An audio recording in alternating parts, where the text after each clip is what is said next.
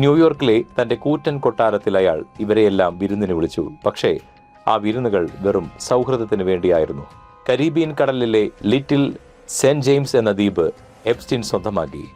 ലോകം അതിനെ paedophile island എന്ന് വിളിച്ചു. അവിടെ നടന്നത് അതിക്രൂരമായ ലൈംഗിക അതിക്രമങ്ങളായിരുന്നു. പ്രായപൂർത്തിയാകാത്ത പെൺകുട്ടികളെ വിമാനമാർഗം അവിടെ എത്തിച്ചേർന്നു. എപ്സ്റ്റിന്റെ സ്വകാര്യ വിമാനത്തിന് ലോലിത എക്സ്പ്രസ് എന്നായിരുന്നു വിളിപ്പേര്.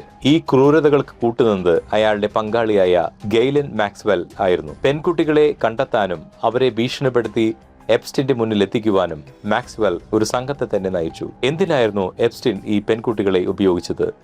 വെറുമൊരു ലൈംഗിക വൈകൃതമായിരുന്നു അതോ അതിനു പിന്നിൽ വമ്പൻ രാഷ്ട്രീയ ലക്ഷ്യങ്ങളുണ്ടായിരുന്നു?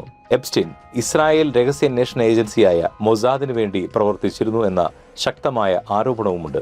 ലോക നേതാക്കളെ ലൈംഗിക കെണിയിൽപ്പെടുത്തി അവരുടെ വീഡിയോകൾ പകർത്തുകയും അതുപയോഗിച്ച് അവരെ ബ്ലാക്ക് മെയിൽ ചെയ്യുകയും ചെയ്യുക എന്നതായിരുന്നു അയാളുടെ പദ്ധതിയെന്ന് പല മുൻ രഹസ്യാന്വേഷണ ഉദ്യോഗസ്ഥരും വിശ്വസിക്കുന്നു. എപ്സ്റ്റീനെതിരെ ആദ്യമായി ശബ്ദമുയർത്തിയവരിൽ പ്രധാനിയാണ് വിർജീനിയ. താൻ 17-ാം വയസ്സിൽ എപ്സ്റ്റീന്റെ കെണിയിൽപ്പെട്ടെന്നും തന്നെ ബ്രിട്ടനിലെ ആൻഡ്രൂ രാജകുമാരൻ ഉൾപ്പെടെയുള്ള പ്രമുഖർക്ക് കാഴ്ചവെച്ചെന്നും അവൾ വെളിപ്പെടുത്തി. ഇത് കേവലം ഒരു സാമ്പത്തിക കുറ്റകൃത്യമല്ല, മറിച്ച് ഒരു അന്താരാഷ്ട്ര സെക്സ് ട്രാഫിക് ശൃംഖലയാണെന്ന് ലോകത്തിന് മനസ്സിലാക്കി കൊടുത്തത് ഇവരുടെ വെളിപ്പെടുത്തലായിരുന്നു.